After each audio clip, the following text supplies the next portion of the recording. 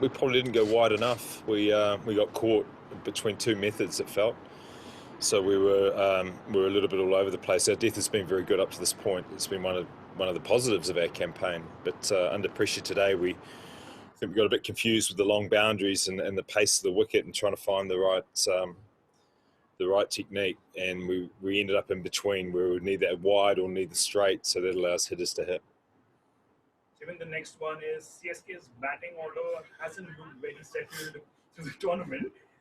With quite a few changes. What are the talks about it in the team meetings? Yeah, we're searching. We're aware we're getting. If we don't get a good start at the top with the two overseas players, then we're falling into a hole. So we're looking for positive solutions. But again, today the wickets fall right on the line where we discuss whether it's going to be a DHONI or a Sam Curran. So you sort of have lines in the Sam where you move into the next phase, and we're losing wickets right on the edge of those. So it makes it look quite conservative, but the talk is very positive. It's just it's not what's happening in action. What I'd like is a little bit more intensity through the middle overs. We've got plenty of batting, and while we're recovering pretty well, we're just ending up with too much to do at the back. So trying to release the shackles, whoever it is, and we've obviously made a change today, and just allow the hitters towards the end a little bit more freedom. But the other point is we've chased every game, and the wickets are getting slower.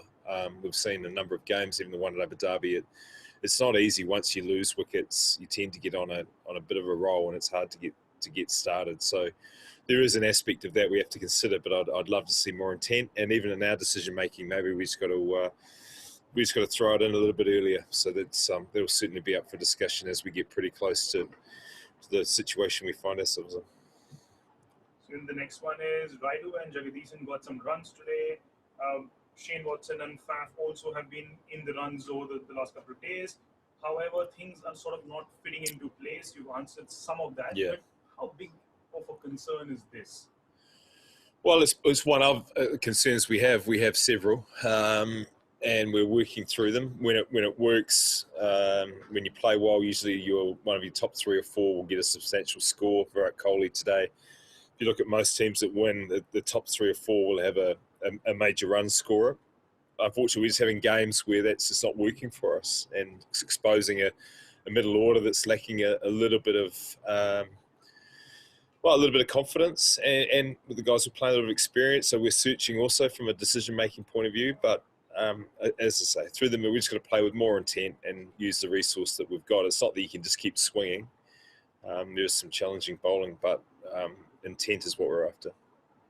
Your next one is, as a coach of this side, is this the most difficult challenge that you've been in from a CSK perspective, and how far or near is the playoff dream at this point?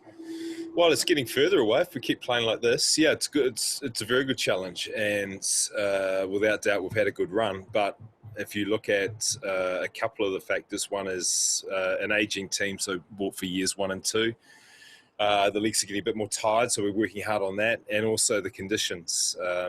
When we put this team together at the last auction, it was a view to winning 5 or 6 games at Chiphook. And spinners at this stage are playing a small role, but they're certainly not playing the substantial role that we're used to in over, 13, 12 years. That's been a key part. So, as I said early on, the first 3 games, we were really looking for a way to compete and change the style of play, and that can be quite difficult to do, given we've been so consistent in our selections and so deliberate with the players we've picked in the past. So we're certainly scrapping, trying to find a way, but it's a bit foreign, and our results are showing that.